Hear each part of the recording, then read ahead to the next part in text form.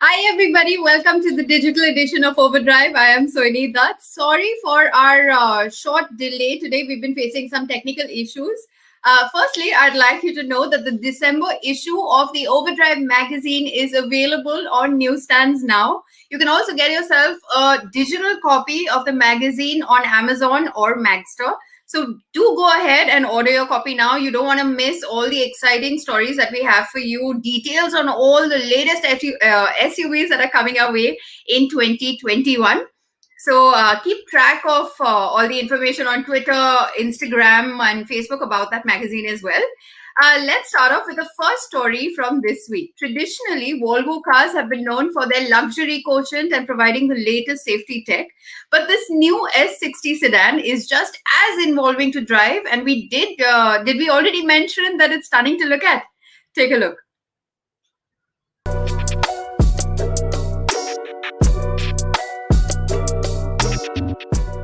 If you're in the market for a compact luxury sedan and looks list high on your priority list, I think the Volvo S60 should have you covered because in my opinion it's the best looking of all the cars out there, and this includes the 3 Series, the C-Class, the Jaguar XE for now, and of course Audi will have a couple of models coming in the near future. But that's not all that's great about the S60. You've got a fantastic cabin. Of course it's not peak Volvo because some of the materials aren't as high class as they could be, so you do get a little more plastic in the center console than you would necessarily like, but there are a smattering of premium finishes all over. There's wood, there's this metal lookalike, there's knurled surfaces, and the best part of the S60 would have to be the experience in the rear seat. Based on the large spar platform, the S60 has one of the largest wheelbases in the segment, and of course you've got a panoramic sunroof that just increases the ambience of space. There is a ton of room back here. In fact, it's quite comparable to the larger brother of the S60, the S90. Up front, under the hood rather, is a 2-liter turbocharged petrol mated to an 8-speed automatic. It's a relaxed powertrain, but in terms of driving feel, the S60 is one of the best that we've ever driven. Now, we have driven the S60 Polestar before. This car is not as hardcore as that for obvious reasons, but it gets the job done. It's got a great balance of comfort and agility, and it should put a smile on the face for most people.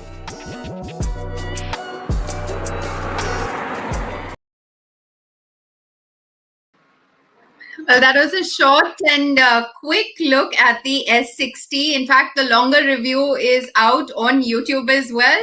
Rohit, Aditya, thanks for joining us today. Hi guys, hi. Hello. All right, I was actually going to say, Bert, you look very different, but unfortunately, Bert was unable to join us today because he's in between flights and the timings didn't seem to match. So we have Aditya with us today. Yay! So thanks for Feels nice stepping in. to be in the window of Bert, but yeah. And so Rohit, first of all, let's start with the S60. What's your take on this car? You've seen our review just now.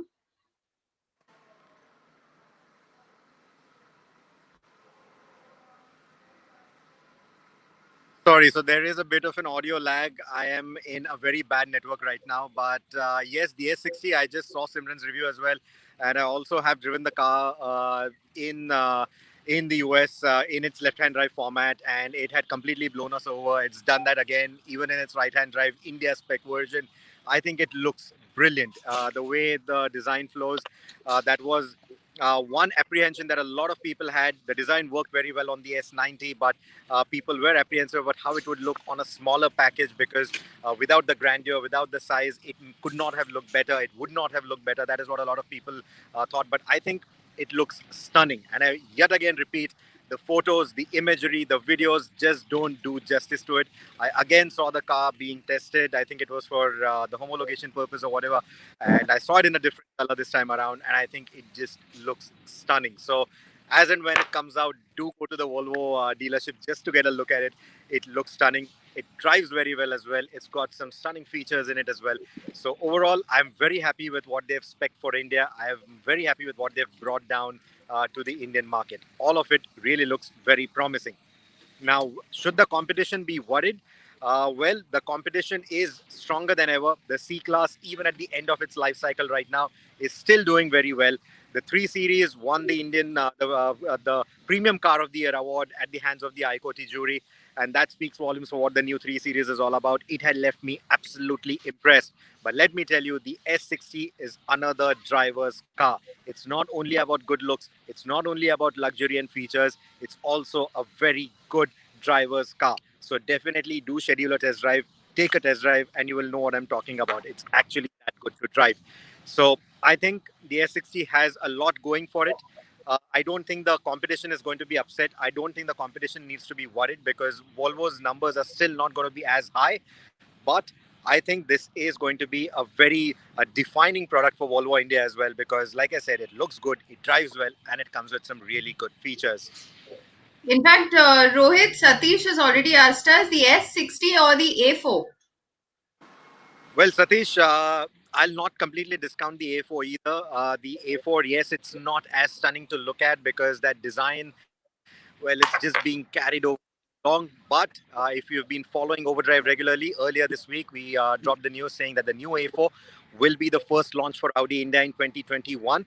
The car's already entered assembly. The car has started reaching dealerships. It should be at most Audi dealerships in India by the end of this month. And somewhere in the first week of January is when we will get to know what the pricing is going to be. I'm expecting that Audi is going to be a little optimistic like they have been with the Q2. So the pricing is going to be slightly on the higher side. And if Volvo manages to price the S60 better, then Audi will definitely have a hard time because the S60 could just end up being the better package of the two and the more value for money package of the two. So, it's going to be a tough battle between the two. But again, the A4, it comes back in a slight designed avatar. It's got better design going for it. So it's not going to be easy pickings for either one of them. But at the same time, both will have a lot going for them. All right. Guys, Suraj wants to know any update about the XUV 500 for 2021.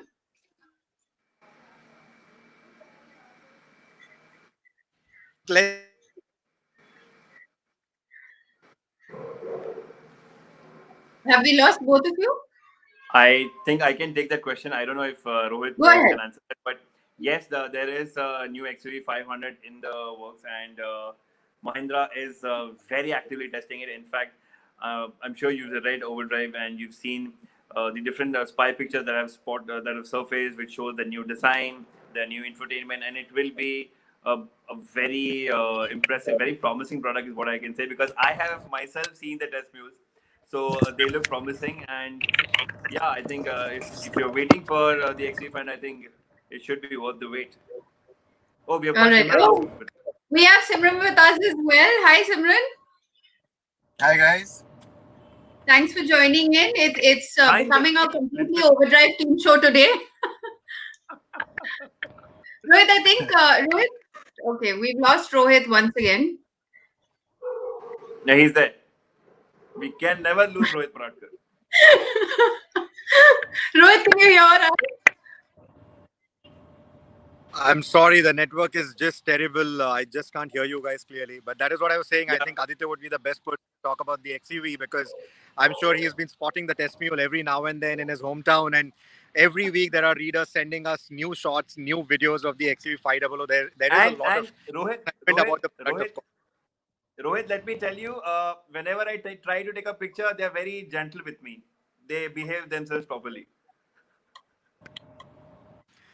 Well, you can't trust the Mahindra or the Tata drivers to be gentle with anyone when it comes to the press trying to capture these test mules on. Rohit, you have to stop. Rohit, you cannot be doing this every week on the show. Well, I can't hear you guys clearly, but one bit of info that I need to add about the XUV 500 is I am hearing that there could be a hybrid variant of the XUV 500 that could be in the works. That is what I've been hearing lately from sources close to Mahindra, that now they are looking at a hybrid powertrain as well. I'm not sure if it's for the Indian market or for the export markets as of now, but they are looking at electrified variants, at hybrid variants as well. Also, let me draw your attention back to the electronic architecture, the electrified architecture that Mahindra also showcased during the Auto Expo last year. This year. So they had a lot to speak about in terms of electrification, and the XC500 will have an electrified variant as well, is what my sources close to Mahindra are telling me. Now, I don't know, like I said, if it's going to be for the Indian market, but it would be a lost opportunity if Mahindra doesn't bring it to the Indian market. So there is something going on an electrified front as well for the new XC500. All right. Simran, here's one for you. Will Toyota Fortuner Legender be worth the 50 lakh rupee price tag? Okay, so my audio is getting a little cut right now, but I can see the question. So I think the Fortuner is going to be worth it to the people who are in love with the Fortuner brand name and who swear by the Toyota badge and the reliability. No matter what it's actually priced at, they'll still be takers for it.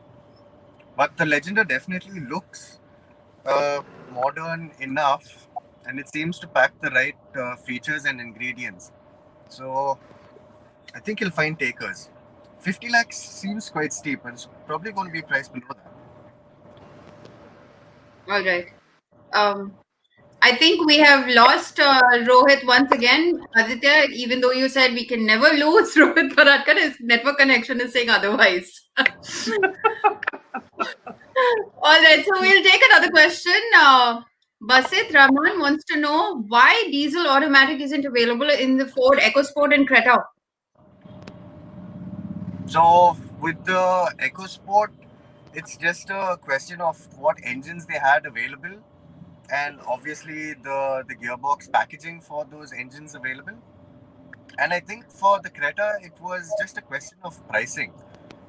If you look at it, you've got the 1.4 turbo DCT that already goes pretty high. But yeah, in terms of the diesel automatic, yeah, I think the Creta is available with a diesel automatic. The EcoSport is a valid question though. All right. This is an interesting one. Raghu wants to know any updates about the Yezdi bikes. Aditya? Well, not really, not really. I mean, as much as we know, Java's there and BSA is gonna come soon. So, but what I hear personally is there could be a larger displacement BSA single cylinder motorcycle in the works, which could arrive sometime, or we could get a hint of it sometime next year. But that's all the info that we have for now. But yes, there's no info about Yezdi bikes, not that I know of right now. All right. Simran, here's a question for you. Nitin wants to know what is the advantage that the S60 have over its German counterparts? Just great quality of the cabin. I can't say enough good things about the quality of the cabin and how it's been styled. I think that would be its main selling point. I mean, Looks like you saw the car, Bert Sweeney. joined us as well. Hi guys. Hi guys. Unfortunately, I'm at the airport and we're rushing to catch another flight, which I am late for. Oh, what's here? Yeah, but it's good to see Simran and Aditya joining in and managing this. I think Rohit's also been having some technical issues. But it's great to see everybody on the show today. I think this is the first time that we've had everyone on the team join us for the first time. You keep OVERDRIVE seeing full house. us in strange places, and I'm just kind of rushing through an airport. Just got back from the Hyundai Great India Drive flag off. That took place at the thing, but well, right now just trying to make it to another flight of mine. Yeah. But would you want to tell our viewers about the latest issue of the Overdrive magazine while you're here? Well, yes, absolutely. I think it's a fantastic, it's a packed issue. Some very interesting stories. Most of all, of course, is all the SUVs that have been lined up for 2021. Now, oh shucks, did I take a wrong turn somewhere? No. Okay. Sorry, Bombay Airport is still a confusing place. But guys, yeah, we got the SUV 2021. That's the cover story for this month, and it's got everything that's lined up that's coming out through the year, through the coming year. We have close to about 25 new SUVs, and from budget ones all the way on to super luxury premium SUVs as well, and some performance ones thrown in as well. In addition, we've also got the Magnite. That's the road tested vehicle in there. We've got the i20, which has been compared to its traditional rival, which is from the Maruti and now, of course, the Toyota stable. And we also bring you everything about Ford's big plans for India, which we discussed about last week. Last Friday, we had this conversation about Ford and how they've intending to come with some of the products into the market. And that's part of the story in the upcoming issue. Apart from that, there's a lot more that you can browse through, more comparisons, more tests than ever before.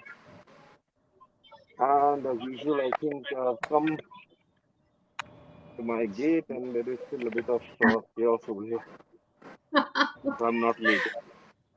So that's it, guys. Pick up the magazine. It's a fun-filled issue. It's also the year's last, 2020, and I'm hoping 2021 becomes a cracker and is better than the year that's gone by. So do go out, buy a copy of the magazine. You can buy it online. You can buy it from Magster, Amazon. Get a digital copy as well for OVERDRIVE.in. And a lot of the stories are coming to you on television, on our YouTube channel as well. So do subscribe, do follow us, and keep getting updates. All right. Well, thank you so much for making time today and joining us quickly. Have you already reached your gate after board? I have reached my gate. Right there in the background is my gate. And All right. I'm somewhere there, yeah. It's all a bit of a mess right now. All right. So, safe journey. We'll catch up with you again next week then on the digital show. Thanks for making time today. Absolutely. Also, watch out, guys. We will be having updates to you. I just returned from the flag, as I mentioned. I just returned from the flag off of the Great India Drive. That's another big event that's happening. And we are heading out on that very, very shortly. And we are heading towards the south of India for a change, which we haven't done in quite some time. But this promises to be another adventure, another exciting time for our guys at OVERDRIVE. Unfortunately, I'm again not on that drive. And as usual, Aditya Chatterjee will be heading out. So you can ask him some more questions about road tripping. He's been doing a lot of it in the last few months. Okay. Right. Yeah, so when you want to go through any questions, I'm still here for a few minutes. We do have a couple of questions. How is the Nissan Kicks 1.5 liter petrol? Well, I've driven the Nissan Kicks. That was on, but impressive in terms of ride quality, impressive in terms of comfort and space. But the engines are still lacking. The transmission is still lacking. Doesn't feel as contemporary as some of the other SUVs in its segment, which is of course the Creta and the Seltos. The Seltos, of course, is the benchmark for the segment. But apart from that, I would actually recommend you to take, if you're looking for a petrol SUV, I'd recommend you look at something from the Hyundai or Kia stables, or some of the others that are coming up as well, because essentially I'm not sure what the concerns are going to be with Nissan in the future and how are they positioned in this market. So yes, I do advise you to be a little careful, a little cautious, stepping into the Nissan territory. All right, we have a question from Mayur Shah. He says for his first car, he's shortlisted with 1 liter TSI powered car. He's looking for ease of driving. Polo, Vento, or Rapid, what makes sense? Hatchback or sedan doesn't matter. He only wants a manual transmission. Well, then I think it'd be the Polo. Simran, do you agree with me? No, I would actually pick the Rapid. Rapid is the other option. Yeah, having driven all of them, there's something about the feel from the Rapid. So the Polo has a slightly less sorted NVX package than the Rapid, and the Vento has a slightly softer suspension package than the Rapid again. So as a driving enthusiast, I would pick the Rapid. Now again, if you've since Mayu is looking at a manual, that would lead me to believe that he's maybe a little bit of an enthusiastic driver as well. And plus, the Rapid comes in at a lower price point. I know the Rider Plus variant is in really hot demand right now, and getting one might be a little bit difficult. But yeah, my pick would be the Rapid. Right. Simran, if you could just sit a little behind there's no light on your face, so we can't really see you. No, so I can't hear the audio too well. It's getting choppy, so I have to lean forward to read the questions. All This right. is the only spot that I have to keep the phone. Right. No, but when you're answering the questions, if you could just lean back, then it would just help us see you clearly. Fair enough. Fair enough. Is this okay, right? Just excuse us, I'm guys. I mean, stuck in lots traffic of on issues. No, Western Expressway. Right. we come to you from And all the strangest places, guys. But bear with us. Except Aditya, who looks comfortable sitting in at home, and Sohini, of course, as usual. All right. So we have one more question here from Indra Narayan, who wants to know Kia Sonet GTX Plus DCT or the new Honda City VX or the i20 Turbo DCT top variant. Oh, tough question, because they're all good cars. In fact, they're all very, very good cars. The Sonet of the City or the new i20 Turbo as well. I mean, they're all fantastic performance-wise, ride quality-wise. The question is very interesting also because you're asking us to compare an SUV with a sedan with a hatchback. Very interesting. I think Simran, there's a comparison test over there somewhere. And the only thing I would tell you is the Sonnet because of the practicality and the size. Of course, you're getting a larger vehicle, more boot space, and good ride quality. But the Honda City is not too bad either. Correct me if I'm wrong, Simran, but I think the Honda City is also comparable. It's a fantastic product. Guys, I just Simran, you can take it over from here for a minute. All right. Thank you, Bert. Thanks for joining us. Have a safe flight, see you Bert. guys, and yeah, see you guys. I'll catch up with you soon. See you soon. Yeah. So Simran, you could take this question. Right. So I'm actually going to have an answer that's a little bit different from Bert's answer. So I would personally either look at the Honda City or the i20 if you're looking for space and comfort. If you're looking for something a little more sporty, I don't think you can get much better than either the Sonnet or the i20. Again, so in terms of pricing, there's a few lakhs either way. So this question is actually quite open-ended. But overall, I really like my sedans. So I would still go with the Honda City if comfort is a priority. If handling is a priority, I might just look at something like the i20 Turbo. All right. Aditya, here's a question for you. When would the new Hero XF3 and ADV come to India? Aditya, you too, if you could just lean back a little, your head is getting cut. My thing is, if I lean back, you cannot hear me. There's too much of disturbance happening. We can hear you. All right. Yeah. All right. So I will start. So the ADV, lean back a bit, please, Aditya. Sorry. Lean back a bit, Aditya. So when it comes to the Hero's upcoming ADV, the information that we have for now is there will be two versions of it. Okay. There will be a 350 or a 380, and there will be a 420. Okay. Of course, there's no confirmation. This is something that we have heard. Now, from what we understand, this should come somewhere in 2022. That's where we believe these motorcycles should show their first look, or they will come to public domain when they are testing. But 2022 is when we think these motorcycles will come. All right, and all right, I think we should just quickly run through the news for this week.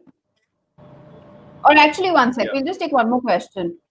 Nitin here wants to know, what do you think about the new Nexon EV? How practical is it for India? In a city, I think it's imminently usable. I don't see why you couldn't use an EV in the city.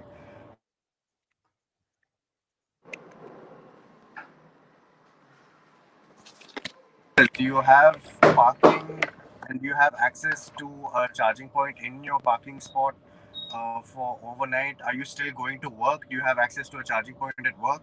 Because all these things come together to make for an EV experience that could actually be pretty seamless. Because if you think about it, you're going to be charging your car either when you're at work, or since most of us are working from home, or when you're at home. So the thing is now with a lot of people actually using their cars as that one once a week or maybe twice a week getaway away from the city and away from work from home, suddenly that range of realistic range of say about 250 kilometers on the Nexon EV starts to look a little limiting, because if you want to head to a hill station like Lonavala from Bombay, that's still 120 kilometers. So then you're looking at finding a place to charge it up in Lonavala, waiting the 3 hours or so that it would take to get enough juice to come back to Bombay, and then it doesn't start looking that enticing. So it's all your usage case scenario. If you're going to be using it to run around to the grocery store every couple of days, sure, why not? All right. So we'll just take a break from the questions. You keep your questions coming. We'll get them answered shortly. But right now, we'll just take a look at all the news from this week. There's been plenty, in fact. The big news in the car space, though, has come in from Fiat Chrysler Automobiles. They've announced that they'll be investing $150 million to facilitate the company's innovation and technology department facility. FCA will be based out of Hyderabad and will focus on building connected vehicle programs, artificial intelligence, data accelerators, cloud technologies, and other strategic competencies. The company will also create around 1,000 jobs by the end of 2021 and will increase hiring over the next 2 to 3 years. Up next, we have news from Jaguar Land Rover. They have opened bookings for the hybrid variant of the Land Rover Defender, and deliveries will start by the first quarter of next year. The Defender P400e Hybrid is powered by a 2-liter petrol motor that puts out a combined output of 404 PS and 640 Newton meters, making it the most powerful Defender to be sold in India. Now, this SUV has a 43-kilometer electric only range, and a WLTP certified economy figure of 30.3 kilometers to the liter. The P400e comes with a complimentary 7-kilowatt wallbox charger, which can charge the SUV to 80% in just 2 hours.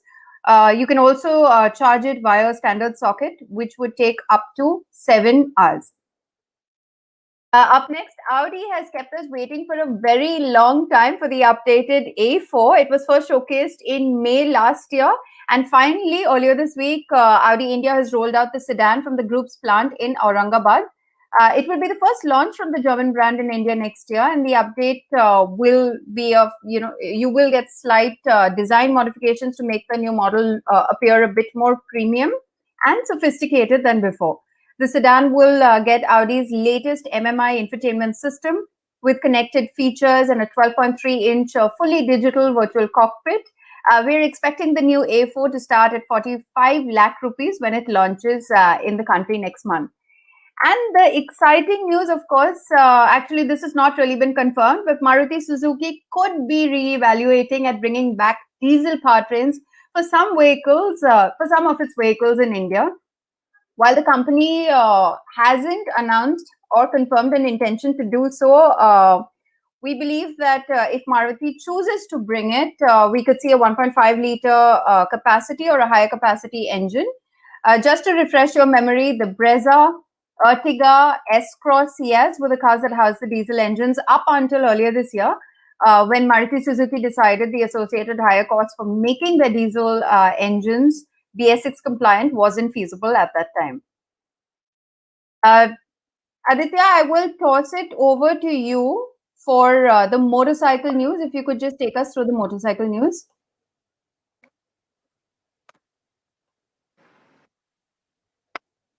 Hi, Aditya. Done. So, Yes. hello. I don't think you can see me. Go ahead, I am Aditya. here, but okay, guys. So, I'd like to say when Sohini said excitement about Maruti, but I'll tell you what is actually exciting. Excitement is Ola Electric and their electric two-wheeler plans. So, Ola has recently announced that it plans to set up world's largest scooter factory in Tamil Nadu, and for that they are investing an amount of 2,400 crores. Now, Ola tells us in the official release that this very facility is set to create 10,000 new job opportunities. Ola will be doing this with their acquisition that they did earlier this year, which is the Amsterdam-based EV brand Itego. Now, this facility that Ola is planning to build will have a capacity to manufacture 2 million scooters annually, which is big.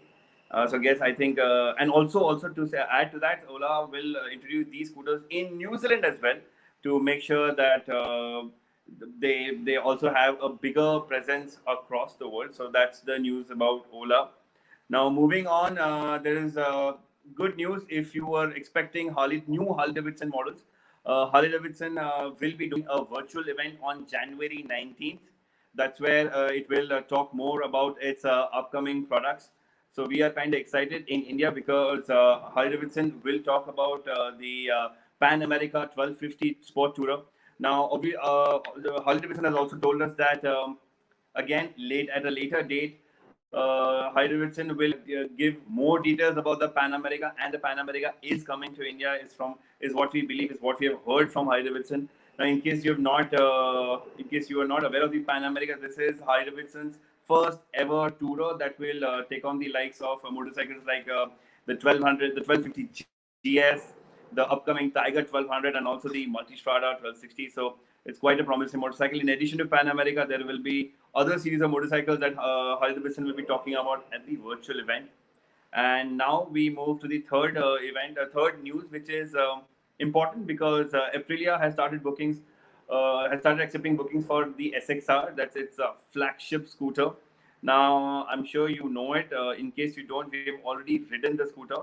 But yes, there is an embargo to it, so we cannot talk much about the scooter, except that it is a flagship offering, and what the details are pretty much out there. But yes, how does it feel in real world? How does it ride in real world? Because a lot of you have asked questions about how's the ride quality compared to the SR. Is it more comfortable? Is it a maxi scooter? Now, these are the questions that we've got when I asked this question on Instagram. So we will be answering these questions in our first ride video. Now, guys, please understand, we didn't get the scooter for a very long period. We got it for a small window. So we have tried to get out as much information as we can.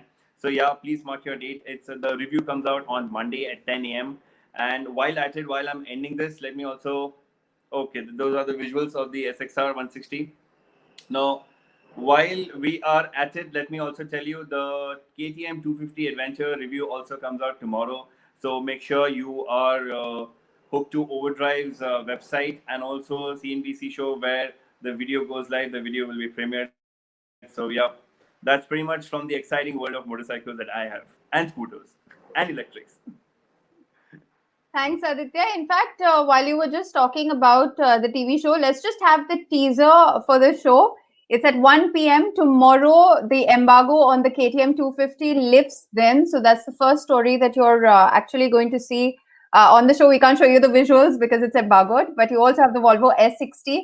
And as you could see, Aditya's story of the BMW G310 GS, as well as, compared to the KTM 390 Adventure. We'll just get back to our questions.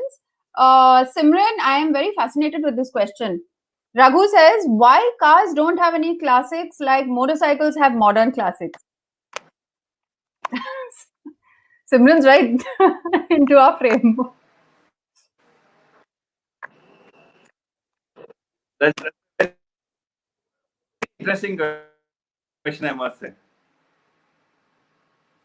Simran, did you get that? Are you with us?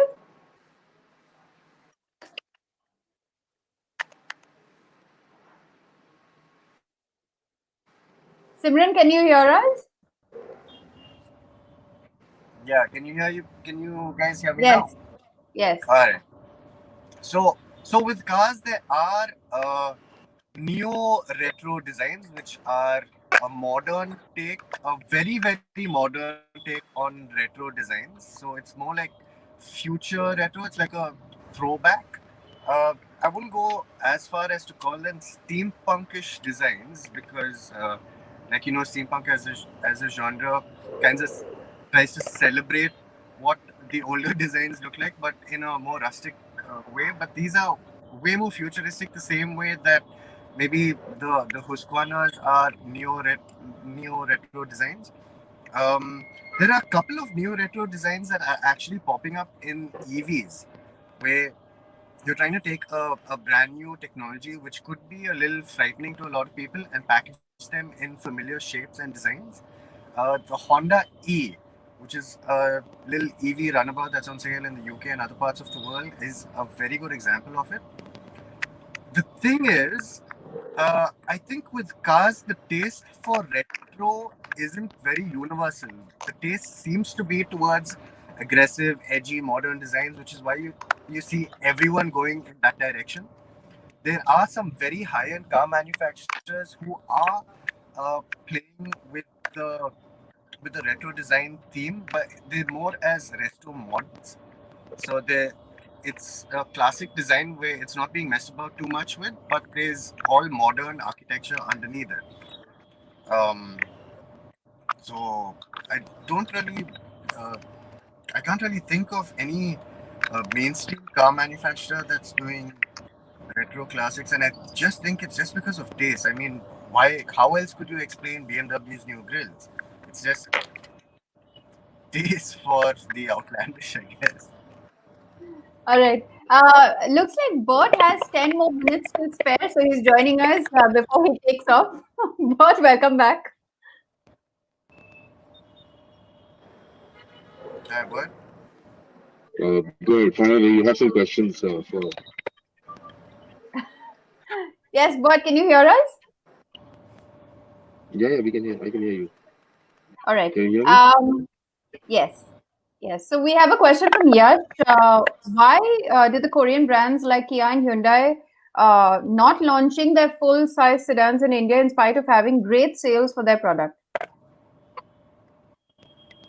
Having full-size SUVs in India instead of having vehicles. Well, I think you will start seeing some of that right now from the Korean brands, not Hyundai. Hyundai is still a mass market manufacturer, so they're still going to be looking at mass market products. But I do think that Kia will also do a bit of a shift. I don't know how many Kia, mass market products they would get in. I think it was a good strategy to have come in with the SUVs initially, but I think you'll see a lot more happening in the premium space. Like, keep in mind, Kia have got some interesting cars in the premium space full SUVs. In fact, I think it was last year that we got the small charge to the Telluride. Sibran, was that you or Rohit who drove that? I think in the US, in California. But these are the kind of products that I think Kia would also like to get into India and maintain that slightly more premium, differentiated stance from Hyundai for that matter. So yes, there will be some premium luxury products coming in, but maybe not from both Hyundai and Kia. Having said that, I do know Hyundai is looking at getting the Tucson down to India, the new Tucson facelift, which looks absolutely fantastic, and that will happen next year. And I think we got that in the issue as well. I've spoken about that in the issue. So you can read about it over there. All right. We have a question here from Indra. Is the life of an automatic car less than a manual? Well, not really. There isn't no longer the distinction. There was a time when yes, the automatic cars ran the transmission effectively gave way much earlier than manual cars, but that issue doesn't exist any longer. Most of these transmissions and engines, also for that matter, are virtually bulletproof. Run for years and years. You just a little bit of maintenance from time to time, and just a little bit of upkeep, and that's about it. There are no major issues as such that contemporary transmissions or engines have over the years. All right. I can't hear you clearly, but I guess it's muffled because of the mask. Can you guys hear Bert? Possibly. No, it's not a muffin. I can't. I'll try to take the bass out of my voice. Get a little more chirpy. Can you hear me now? Or a little muffled? It's very muffled. It's very muffled. Okay, I don't All think right. there's space there for me to be in, and okay. But if there's something really important that you have one more question that you could ask me, and I'll be honest. Yeah, we'll take one last question for you, Bert. Nitin wants to know: does buying an A4, which the price starts at 45 lakhs, does it make sense over buying its sibling, the Skoda Superb? Listen, Joshua, I think you can answer that question for yourself. Does it actually make sense to buy or rather pay a huge premium for exactly the same car, almost something very, very similar? And well, just look to the kit, look at everything that is there, and we've driven Super was a fantastic car overall, and it's something that you really wouldn't compare. Unfortunately, we don't make comparisons necessarily. Indian consumers don't make comparisons. They look for value, which is purely a larger car, better equipped car. Badge also matters, and that's the only reason why cars like the A4 could sell over the Super. But otherwise, Super is the best choice that we have. All right. Simran, one more question: S60 or the XF? Okay, so the XF is in a different segment altogether. The XF actually goes up against the S90. But if those were my two choices, it would be an easy pick for the S60. Even if you're looking at the XE, which is the right car that goes up against the S60, I would still pick the S60.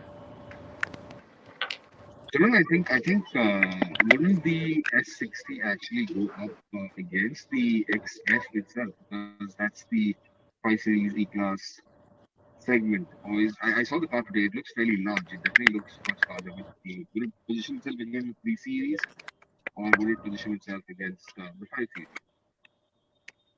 I can't hear you too well, but yeah, the S60 is actually the 3 Series and C Class competitor. The S90 is the And one that's where that the goes up pricing against is. the 5. Yeah. It's actually quite crazy because the S60 and the S90 they share a lot of styling elements, but when you look at the two side by side, you see just how much more elegant the S90 looks and how much more sporty they try to make the S60 look, and I think it makes the distinction quite clear. The S90 is a much longer car too, and the S60 is only the longest car in its segment, so you can just imagine how much longer the S90 is. All right. I'll just like to take a moment to remind our viewers that Aditya is here to answer all of your two-wheeler questions. So if you have any more of them, please send them to us in our comment section. While we were talking about the Volvo, Devendra has a question regarding the XC40. Will its price increase next year? Well, Devendra, we're not sure, but it depends on what kind of pricing structure is there globally. Also, there are some revisions over there. But otherwise, there shouldn't be a major change or any significant increase in the prices for the XC40. There shouldn't be any increase for that matter at all, unless, of course, Well, there are certain fluctuations in dollar pricing. also we do have news that the XC40 Recharge, which is the little Yes. plug-in hybrid, is going to be offered next year. So there's a similar hybrid system, obviously not to the same spec and power outputs as the XC90's T8 twin engine setup, which is expensive at like what, a crore and above. But the XC40 Recharge will be priced a little more than the regular XC40. I would hazard a guess and say 10 lakhs more. Yeah, rupees 10 lakhs more than the current car. All right. Here's one more from Bhargav Nath. He wants to know Honda City facelift or the 2019 version of the Honda City. What would you all prefer? I'd pick the new City facelift, the new city, all new city. yeah. Also, It's a brilliant car. It's a brilliant. all right. And Shobit wants to know how would you rate the V90 versus the E-Class? Oh, I'm in love with the V90. I love the way that car looks. I just don't know why estates haven't picked up in India. Everybody who's ever tried an estate has got their fingers burned. Uh, Mercedes had an estate that came out very recently, which I think Rohit had an exclusive drive for. uh, and I think he took it off road as well because it came with 4-matic all-wheel drive, and it just makes so much sense. It's got a larger cargo area than an SUV. It's got nearly the same amount of ground clearance. It's got nearly the same amount of capabilities. And considering most of these cars are just they need the four-wheel drive capabilities just for very little bit of their entire lives, it makes perfect sense. But yeah, I don't think the car sold too well. Yeah, I mean, it looks better than the E-Class, that's for sure. It's got a fantastic range of features. It's got great practicality. So, as a car-to-car comparison, it's just a mental block that most Indian consumers have against S8 and why it exists. There is genuinely no plausible answer to that. It's just such a more practical package than any sedan for that matter. It's kind of that it sits in the space between an SUV and a sedan. So I think it makes a lot more sense to invest in that if you're not looking for something that has got that ground clearance. And the only other reason why SUVs are more popular is because you've got the higher stance, sitting position is higher. So which makes a lot of difference. It plays a lot in consumers' mind. But yeah, the V90 looks better, performs as well, fantastic range of features, great comfort. Brilliant car. In fact, but Shobit also wants to know what is the reason for low sale of the V90? I think we I just think spoke about consumers S6. Don't don't take want it off. estates. I think maybe he can't put your because it's not very audible. Possibly. You're not very audible. All right, I'm gonna sign off over here. I think it's best that I get out. But yeah, we just answer that question to you, Shobit. All right. See you. Bye bye. We'll take one last question before we dive into our story and we sign out for today.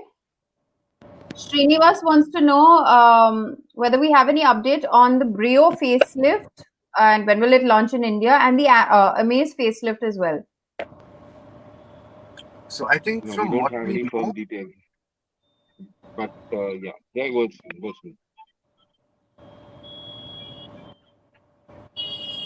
sorry, I couldn't hear that.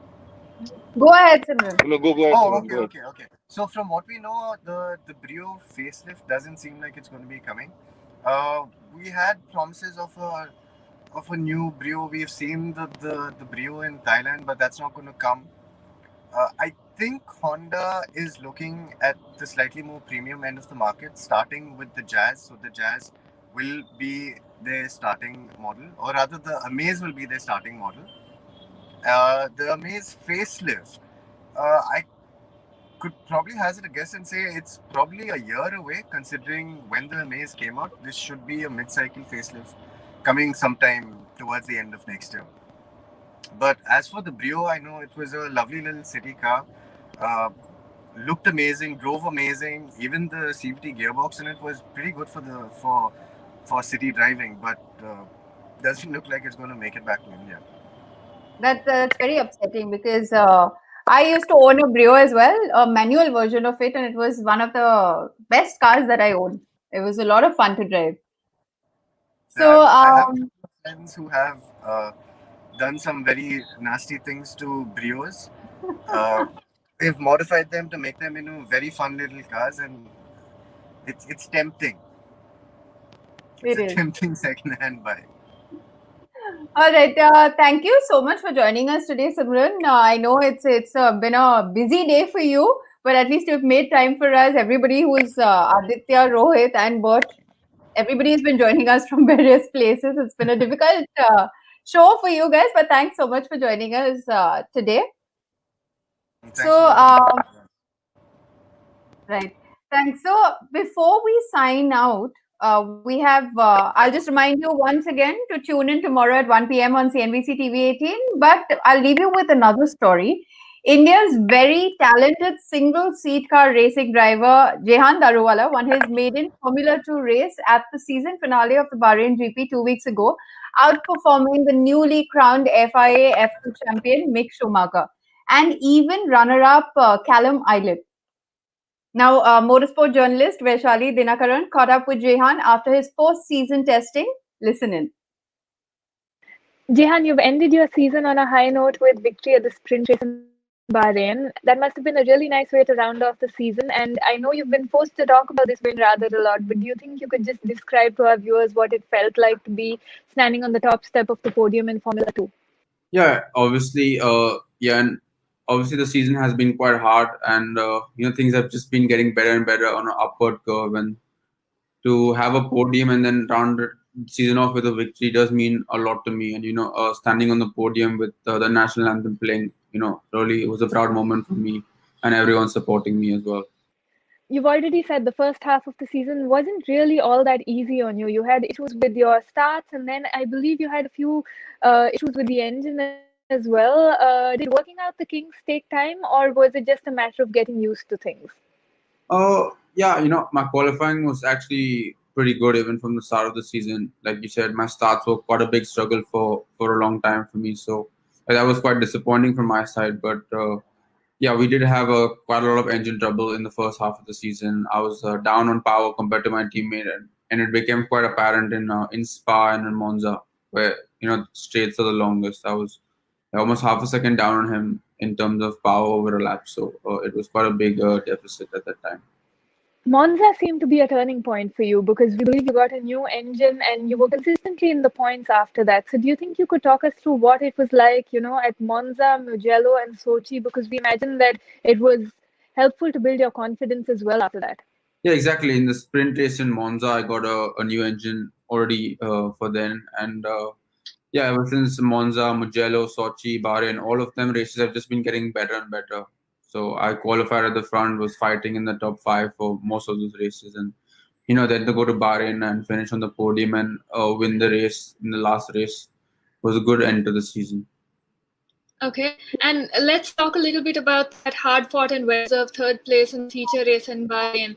How important was that to you, not only in terms of the result itself, but also as sort of a confirmation of all that you learned over the course of the season?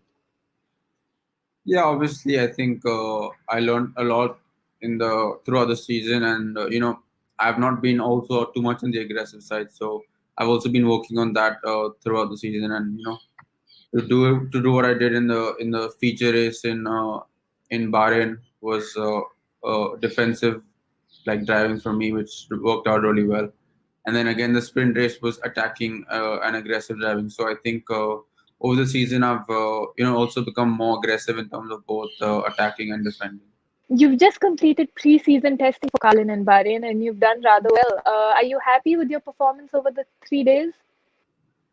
Yeah, I think the testing went probably as well as it could go. Obviously, we focused both on new tire runs and also on race runs, but at the end of the day, testing is testing. It's hard to really judge where people are at, but compared to my teammate and also compared to the rest of the people, every time I did some laps, they were always right at the top. So all in all, it was a good test. The long runs were also good, and so were the quali runs. So I think in general, us at Carlin are strong at Bahrain, and it showed again at the test and on both weekends. Okay, and when can we expect an announcement from you about the team you're driving for in 2021 and whether your association with the Red Bull junior team will continue next year? Yeah, I think most likely both those things should be announced sometime next year, but we don't really have a time frame yet. But yeah, I'm confident enough to say that I will drive for a top team in Formula 2 and have all the chances to fight for the title. Okay, thank you so much for your time, Jehan. Good luck with everything. Thank you.